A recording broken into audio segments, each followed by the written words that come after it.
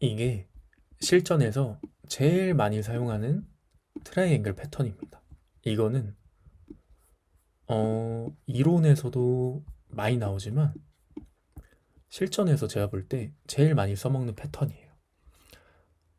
개인적으로 패턴은 이 세 가지만 알고 있으면 어디서든 써먹을 수 있습니다.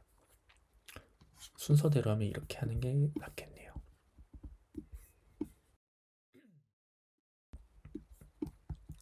모든, 여기서 중요하게 봐야 할 게 모든 상승하는 패턴은 어센딩, 하락하는 패턴은 디센딩이라고 부르고 이거는 대칭 삼각 수렴이에요. 그러면은 어센딩부터 시작을 해볼게요. 보통 어센딩은 하락 이후에 이제 상승을 하게 됩니다. 하락 이후에 상승을 하게 되고 첫 상승 지점에서 눌림이 한번 나와요. 그리고 다시 재상승을 하게 되는데 첫 번째 고점에서 하락이 나왔던 지점이 앞으로도 계속 이어집니다. 그리고 저점은 반등 라인은 항상 조금씩 이렇게 올라가요. 저점은 올라가고 고점은 반복이 되죠. 딱 눈으로 보셨을 때 힘이 어때 보이나요? 댓글로 한번 남겨주실 수 있나요? 고점은 유지. 근데 저점은 계속 올리고 있어요. 강해 보여요. 녹음은 여기서 껐다가 다시 실행을 할게요. 1시간 반이 넘으면은 꺼지더라고요. 강해 보이고 뚫리니까 준비해. 강한데 안 뚫려요. 천장을 자꾸 두드려요. 맞아요. 전부 다 맞습니다. 매수세가 굉장히 강한 애예요. 그러니까 저점을 계속해서 올리죠. 여기서 만약 강하지 못하면 이런 모습이 나올 거예요. 이런 모습이 나오면서 박스권을 그리게 됩니다. 근데 이런 모습이 아니라 얘는 저점을 계속해서 올려줬죠. 그렇다는 거는 말씀해주신 대로 천장을 계속 두드리고 매수세가 계속해서 붙는 겁니다. 우리는 이거를 고점 리테스트를 계속 하네. 그러면은 이 라인을 뚫어주는 움직임이 나오면 강하게 상승을 한번 노려볼 수 있는 그런 패턴이에요. 캔들로도 봤죠. 쭉 상승, 쭉, 쭉, 쭉 매수세가 아래에서 계속 받쳐주면은 언젠가 위의 고점을 한번 뚫어주러 올라갑니다. 근데 너무 많은 실패를 하기보다는 저도 개인적으로는 3번에서 4번 정도 테스트를 할 때 상방으로 올라갈 확률이 크다고 봐요. 근데 무조건 이 모습이 나온다고 해서 상방으로 올라가는 건 아니고 여기로 올라가다가 이 저점끼리 연결을 해도 추세가 만들어지잖아요. 여기를 맞고 올라간다. 여기를 맞고 올라간다 해서 아래에서 위로 긋는 추세는 상승 추세라고 합니다. 그래서 이런 상승 추세를 여기서 지키지 못하고 만약 하락을 한다면 이런 첫 번째 지지 라인 있죠. 첫 번째 지지 라인이 이 구간을 이렇게 이탈하는 요 시점, 이 시점에서 숏을 보는 게 엄청나게 유리해져요.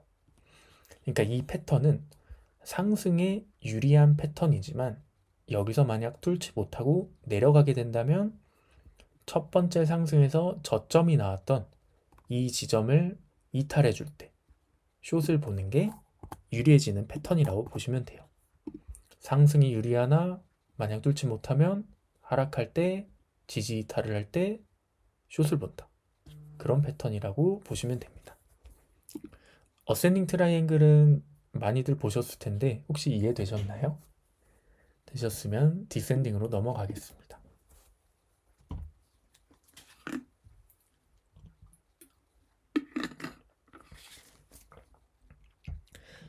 그러면 넘어가 볼게요.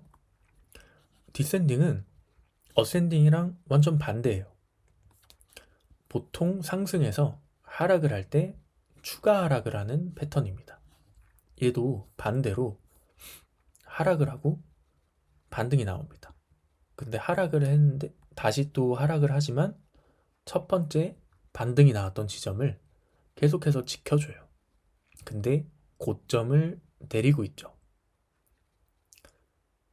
그렇다는 건 어센딩과 반대로 얘는 추가적으로 매도세가 더 많이 나와주고 있다. 이 모습을 우리는 어디서 많이 봤냐면요.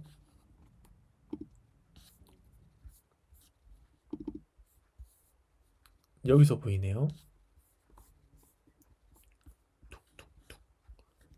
아마 이 지점을 지금의 비트코인 모습이죠. 하락하면서 지지받고 올라가는데 추세 맞고 다시 내려가고 올라가는데 추세 맞고 다시 내려가고 이 모습을 어센딩 트라이앵글로 계속 보여주고 있기 때문에 오늘은 쉽사리 뚫거나 뚫지 못하는 움직임이 나오기 전에는 일부러 건들지는 않고 있었어요.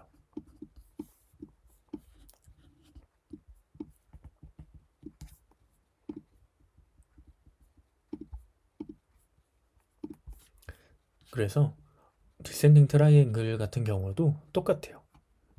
쭉 하락을 하다가 이곳을 이탈해서 추가적으로 하락하는 모습이 나와준다면 그때는 여기서 추가적으로 숏을 보면 돼요. 근데 마찬가지로 이 패턴이 나온다고 해서 무조건적으로 하락하는 건 아니에요. 우리가 이렇게 쭉 하락 추세를 그어놓고 하락 추세를 상방으로 돌파할 때 롱을 봤던 모습을 많이들 보셨을 것 같은데 그때도 마찬가지로 이 라인을 그어놓고 이 구간을 돌파하는 시점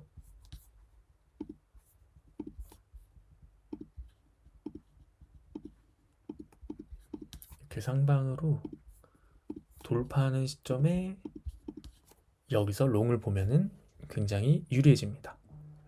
그래서 어센딩이나 디센딩이나 이 하락이나 상승 추세가 나온다고 해도 마지막까지 확인을 하고 그 방향에 맞춰서 진입을 하시는 게 굉장히 유리해요.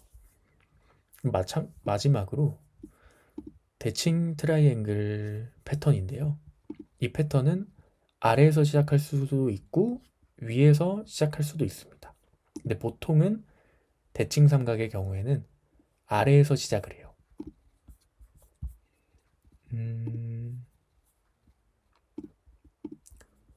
보통은 아래에서 시작해서 이거를 플래그 패턴이라 그러는데 이 지점을 삼각형의 깃발의 깃대라고 하고 이거를 깃발 모양 플래그라고 합니다. 그래서 이 패턴은 상방으로 시작해서 이렇게 점점 고점과 저점을 고점은 낮춰주고 저점은 계속해서 올려줘요. 그러면서 트라이앵글 패턴이 만들어지죠. 그러면서 마지막에 이 친구는 마지막까지 봐야 되는 게 위로 갈지 아래로 갈지 잘 몰라요. 이 패턴의 특징입니다. 대칭 삼각 수렴의 경우에는 수렴의 끝부분까지 봐야 되고 이 끝부분에서 상방으로 갈지 하방으로 갈지는 방향이 정해지는 걸 끝까지 확인을 해야 돼요. 근데 보통은 상방으로 가는 패턴이 많습니다. 그래서 이 패턴은 깃대의 길이를 1대1로 잡아놓고 이렇게 돌파하는 시점에 이 깃대의 길이만큼 1대1로 상방을 열어둘 수 있어요. 그래서 얘 같은 경우에는 뭐 위에 매물들이 저항대나 매물 라인을 그어 놓으면 TP 라인을 어딘지 잡아 놓을 수 있겠지만 이 패턴을 뚫어주고 나서 상방으로 최종적으로 올렸을 때 이 부분까지 원웨이로 갈 때 이 부분까지는 상방의 최종 부분으로 볼 수 있다. 이렇게 보시면 되세요. 그리고 대칭 삼각 수렴이나 디센딩, 어센딩 트라이앵글은 다른 것도 마찬가지지만 횡보하는 시간이 길면 길수록 발산하는 힘이 더 강해져요. 횡보하는 시간이 뭐 10일이나 20일 동안 횡보 이후에 그 차트의 수렴을 뚫어준다. 그럼 그 방향으로 가격대가 움직이겠죠? 근데 그게 10일이나 20일 횡보한 것보다 뭐 2달, 3달 아니면 1년 횡보하고 힘을 발산할 때가 훨씬 크게 갑니다. 그래서 이거를 시간 프레임이 15분봉에서 나온 삼각수렴이냐, 일봉에서 나온 삼각수렴이냐, 월봉에서 나온 삼각수렴이냐에 따라서 우리가 최종 TP까지 보는 라인이 어느 정도 한계가 정해져 있다고 보시면 되세요. 그러면 오늘은 패턴, 차트 패턴도 여기까지 보도록 하겠습니다. 오늘 한 것 중에 혹시 궁금하시거나 조금 더 알아보시고 싶으신 거 있나요? 삼각수렴 예시요? 한번 같이 찾아볼까요?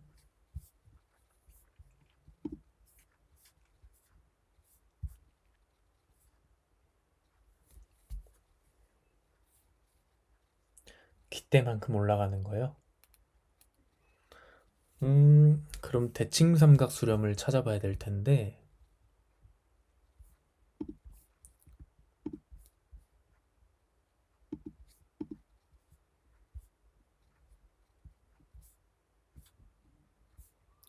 이게 눈에 보이는 것들이 한 번에 보여주면 좋을 텐데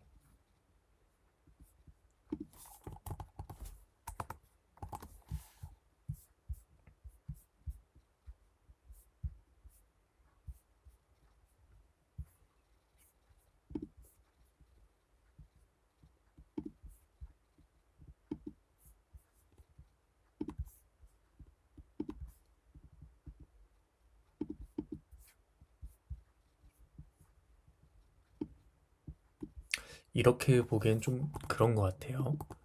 삼각수렴을 찾는 거는 음, 이더리움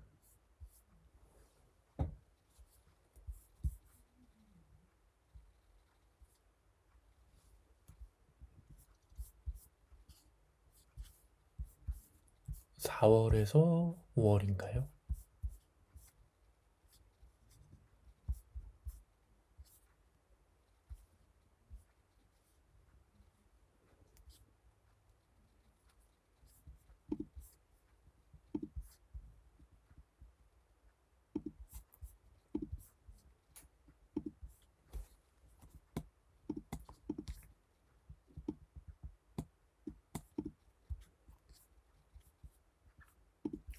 보통 기대 1대1은 그걸로 올라가거든요. 대칭 삼각수렴. 그래서 어센딩 같은 경우에는 해당이 되지는 않는 것 같아요.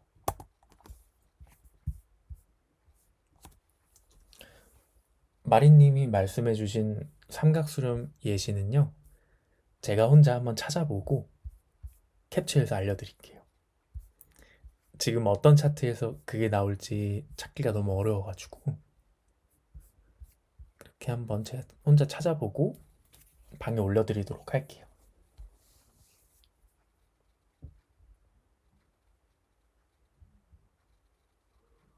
그리고 첫 번째 상승값에 전부 선거서 네, 첫 번째 상승값에 진입하는 게 가장 베스트긴 한데요. 실전에서 그런 모습들이 자주 나와주지는 않을 수도 있어요. 옛날에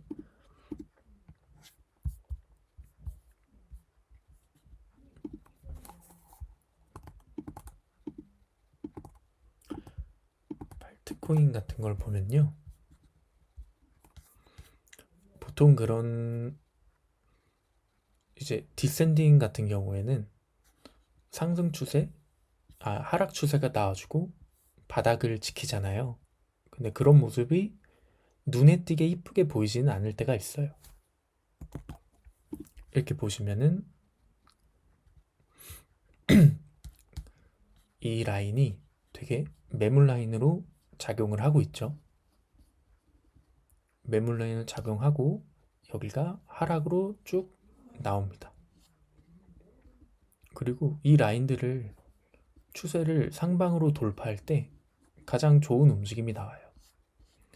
차트에서 본 것대로 하면은 이 라인이 목표 지점이 되겠죠? 여기를 뚫어줄 때 강한 힘을 낼 거예요. 근데 여기 한 번씩 부딪혀줬던 이 라인들 있잖아요. 빨간색으로 해볼게요.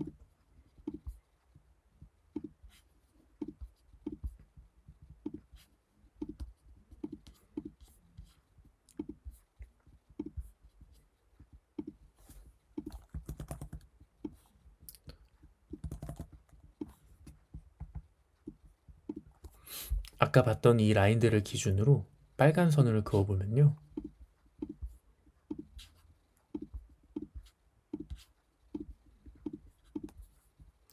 첫 번째 지점. 여기를 뚫으면서 크게 반등을 했었죠. 우리가 저번 주에 방구 코인을 먹었던 그 시점입니다. 쭉 올라서 한 12%인가 올랐을 때 먹었을 거예요. 그리고 저항에 걸려서 쭉 내려가죠. 이때는 비트가 한 번에 너무 크게 내려갔기 때문에 대부분의 코인들이 눌림이 나왔을 거예요. 그리고 다시 이 고점, 이 부근을 뚫어주면서 강한 상승이 쭉 나왔죠. 쭉 나와서 횡보를 엄청나게 하다가 이 두 번째, 아까 디센딩 트라이앵글의 두 번째 지점, 여기 오늘 맞고 하락하는 모습을 보이죠. 실제로도 이렇게 확인을 해보니까 좋네요. 그럼 만약 여기서 하락을 해요. 그럼 첫 번째 이 지점, 저항이 나왔던 이 지점이 위에서 아래로 떨어지면은 지지로 적용을 하겠죠. 만약 여기를 터치하고 올라서 준다면 이번엔 여기를 뚫고 나서 보시는 게 훨씬 좋을 거예요. 그러면은 그 다음 목표 라인은 이 지점까지도 추가적인 상승을 볼 수 있겠죠. 그런 식으로 사용하시면 됩니다. 근데 이게 마음처럼 그렇게 쉽지는 않지만 어느 정도 이런 유형의 패턴이다 라고 알아두시면 사용하기 편하실 거예요. 여러분들이 확인하기 전에 또 제가 계속 확인을 하고 말씀드릴 테니까 같이 보시면서 이제 의견이 잘 맞는다 하면은 그때 들어가셔서 도전해 보셔도 좋을 것 같습니다. 그러면 오늘 패턴 공부는 여기까지 해볼까요?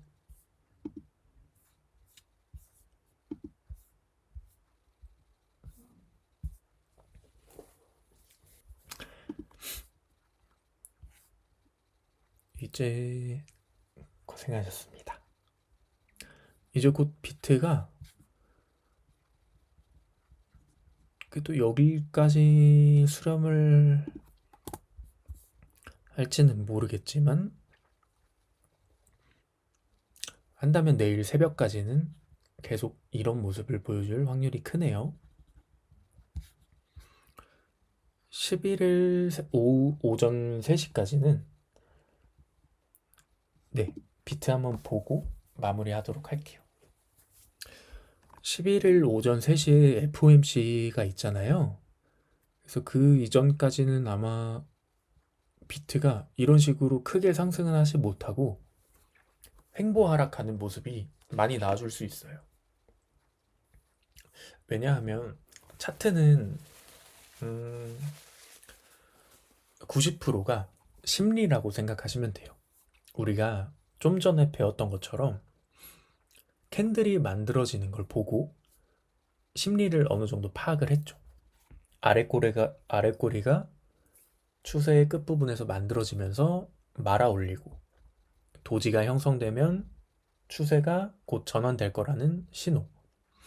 추세의 끝부분에서 이 가격선을 지키려는 고래나 세력이 매수를 했기 때문이란 걸 우리는 어느 정도 유추를 할 수 있었죠. 마찬가지로 우리가 지표를 확인하는 이유 중에서 가장 큰 이유는 FOMC, 금리를 결정하는 날에 인하를 할 거냐, 인상을 할 거냐, 아니면 동결을 할 거냐. 이걸 보고 우리는 계속 그 이전에 CPI, PPI, PCE 이런 지표들을 확인을 합니다. 고용 지표들을 확인을 해서 인플레이션이 어느 정도 이어지고 있느냐 확인 후에 이제 높으신 분들이 정책을 내놓으시겠죠. 그 날짜가 이제 7일 저녁이니까 한 3일밖에 안 남았어요. 그렇게 본다면 돈이 많으신 분들은 조금만 변동성이 커져도 굉장히 손해를 많이 보거나 이익을 많이 보십니다. 근데 그런 분들은 대부분이 우리보다 정보가 빨라요. 우리보다 정보도 훨씬 빠르고 리스크를 굉장히 중요시 여기시기 때문에 그런 빅 이벤트가 있는 날에는 대부분 미리 매수를 해놓지 않고 현금을 가지고 계세요. 그렇기 때문에 지금 굳이 매수를 하는 위험 리스크를 질 필요는 없겠죠.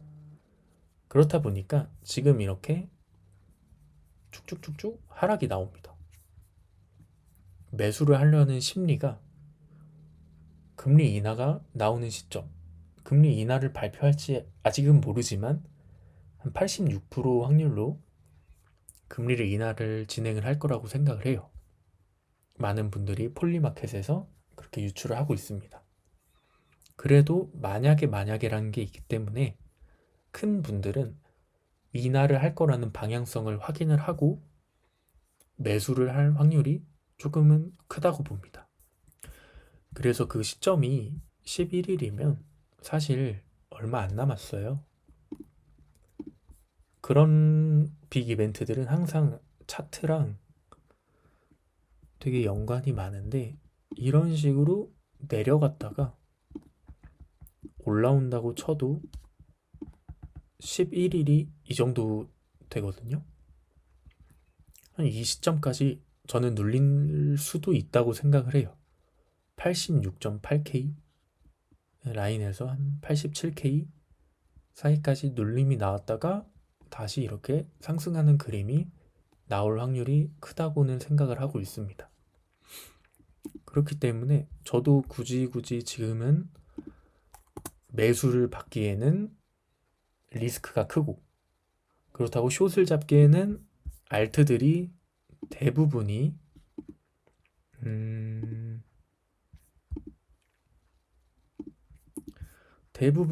바닥을 그리고 있어요.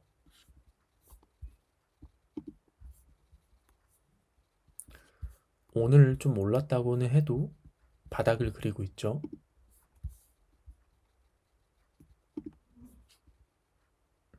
대부분이 이런 식이에요.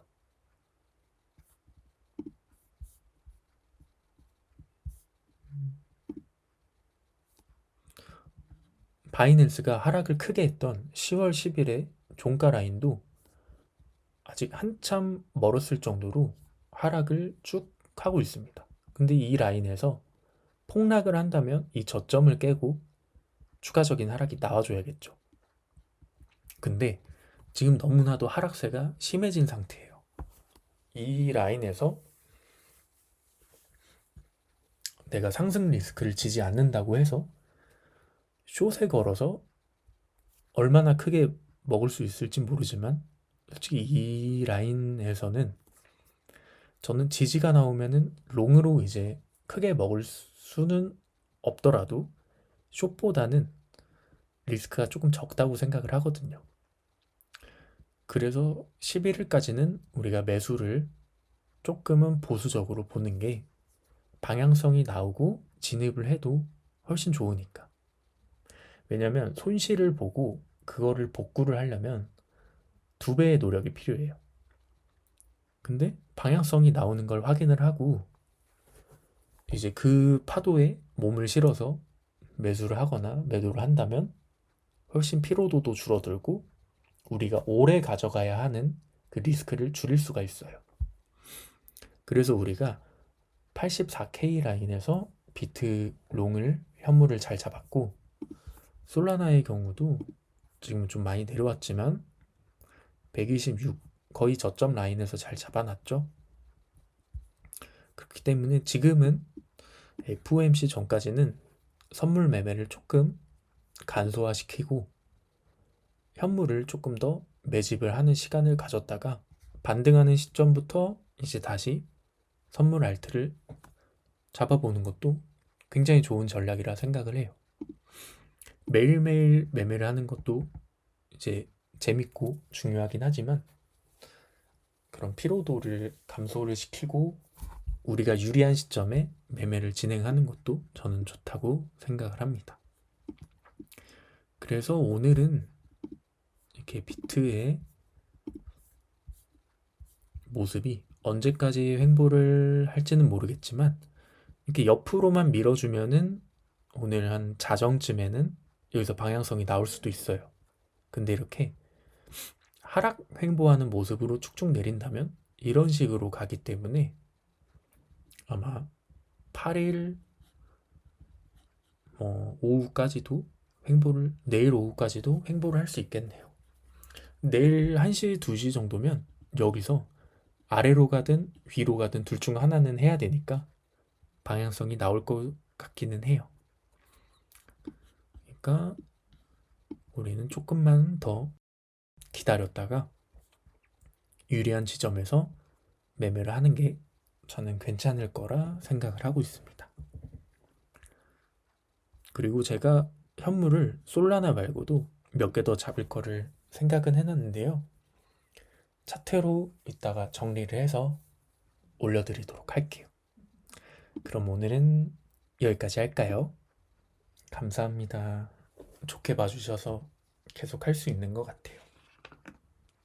다음에 공부할 것도 잘 정해봐서 모두가 원하는 방향으로 같이 공부하면은 재밌을 것 같네요. 그러면 오늘 여기서 녹음 종료하고 끝내도록 할게요.